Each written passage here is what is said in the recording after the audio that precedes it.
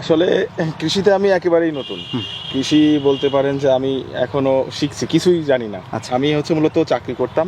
আমি ঢাকায় দীর্ঘ 17 বছর চাকরি করছি। জি। একটা কোম্পানিতেই আমি 11 বছর রানিং ছিলাম। তো আমার অনেকদিন ধরেই ইচ্ছা চাকরি ছেড়ে বাড়িতে চলে আসব, কিছু একটা এমন করব যাতে মাশাআল্লাহ চলে যায় এরকম। তো সেই চিন্তা ভাবনা থেকেই এইখানে প্রজেক্টটা ভাইয়ের সাথে সম্পৃক্ত হয়ে আস্তে আস্তে দাঁড় করাইছি।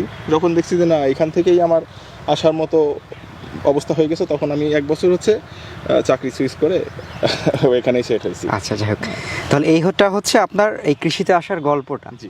আপনার কাছে জানতে চাইবো যে আপনারা প্রথম কি দিয়ে শুরু করলেন, এখন কি আছে?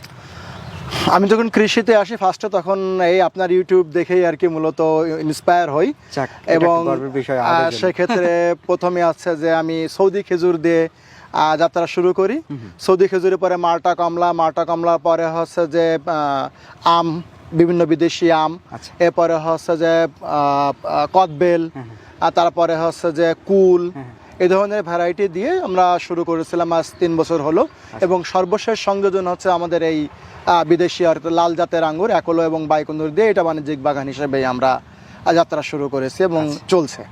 তো ভাইয়া, এখন আপনার কাছে যদি আমরা জানতে চাই যে অনেকগুলো আইটেম নিয়ে তো কাজ করছেন দীর্ঘদিন যাবত, প্রায় 3 বছরের মতো সময়। সর্বশেষ আমরা যদি এসে দাঁড়াতে চাই যে আসলে কোনটাতে বেশ, কোন জিনিসটাতে বা কোন সেক্টরটাতে আপনি বেশ লাভজনক মনে করছেন, কি সেটা?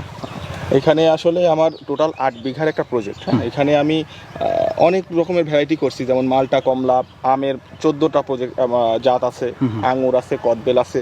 তো সবগুলোর মধ্যে এই 3 বছর পরে আমার রিয়েলাইজেশন হচ্ছে যে আঙুরটা সবচেয়ে লাভজনক আমার মনে হচ্ছে। সবচেয়ে লাভজনক আমি সবগুলো করছি এই কারণে যে যেটা আমার মনে হবে যে সাস্টেইন করবে সেটা আমি এক্সটেন্ড করব, ওইটা আরো এক্সটেন্ড হবে।